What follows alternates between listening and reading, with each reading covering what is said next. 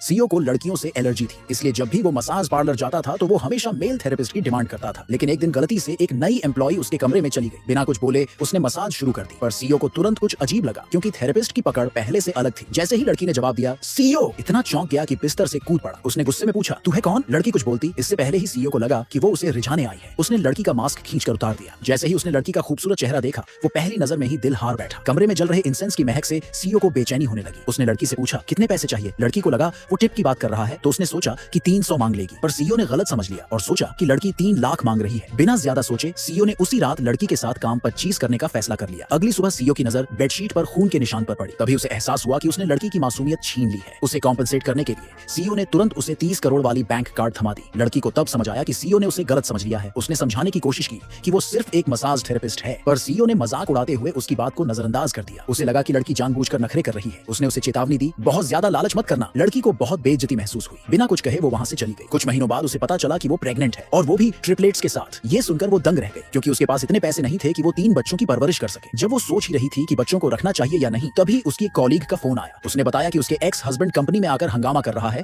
और उसे आकर संभालना होगा। लड़की ने फोन काटा और सीधा कंपनी पहुंच गई। जैसे ही वो वहां पहुंची, उसके एक्स हस्बैंड की मां ने बिना कुछ बोले उसे थप्पड़ जड़ दिया। उसने लड़की पर इल्जाम लगाया कि वो बहुत घटिया औरत है जो ऐसे गंदे माहौल में काम करती है। लड़की ने गुस्से में जवाब दिया, हमारा तलाक हो चुका है, अब मैं जो भी करूं उससे तुम्हारा कोई लेना देना नहीं। पर उसका एक्स हस्बैंड पीछे हटने को तैयार नहीं था। उसने डिमांड की कि लड़की 5 लाख की दहेज की रकम वापस करे, वरना अंजाम भुगतने के लिए तैयार रहे। उसकी मां भी उस पर ताने कसने लगी, लेकिन लड़की की कॉलीग ने बीच में आकर उसे रोक दिया। लड़की ने 2 टूक कह दिया, मैंने दहेज का एक पैसा भी नहीं लिया, अगर पैसे चाहिए तो जाओ मेरे घर वालों से मांग लो। पर उसका एक्स हस्बैंड बेशर्मी से अड़ा रहा। उसने कहा कि उसे 5 लाख तो चाहिए ही, साथ ही 10 सालों की मेंटल टॉर्चर का हर्जाना भी चाहिए। उसका कहना था कि शादी के 10 सालों में लड़की ने बच्चा पैदा नहीं किया, इसलिए उसे इसकी भरपाई करनी होगी। अब लड़की की कॉलीग को भी गुस्सा आ गया। उसने झटके में सच्चाई सबके सामने रख दी, लड़की तो प्रेग्नेंट है, असली दिक्कत तो तेरे में थी, तू ही नपुंसक निकला। वहां मौजूद लोग दंग रह गए और हस्बैंड की मां की तरफ घूरने लगे। उधर सीईओ के घर में उसकी शादी को लेकर हमेशा की तरह प्रेशर डाला जा रहा था। सब चाहते थे कि वो सेटल हो और बच्चे पैदा करे, पर सीईओ बेबस था। तभी उसके असिस्टेंट ने बताया कि 3 महीने पहले वो किसी के साथ था। सबके होश उड़ गए। सीईओ ने खींचते हुए कहा, वो लड़की लालची थी, मैं उससे शादी नहीं करूंगा। पर उसकी दादी को ये बात पसंद नहीं आई। उन्होंने तुरंत असिस्टेंट को हुक्म दिया कि जाओ उस लड़की की पूरी बैकग्राउंड इन्वेस्टिगेशन करो, अगर सब ठीक हुआ तो शादी होगी। उधर एक्स हस्बैंड को जब लड़की की प्रेगनेंसी का पता चला तो उसे शक हुआ कि तलाक से पहले ही लड़की का किसी और से चक्कर चल रहा था। जब लड़की ने कोई जवाब नहीं दिया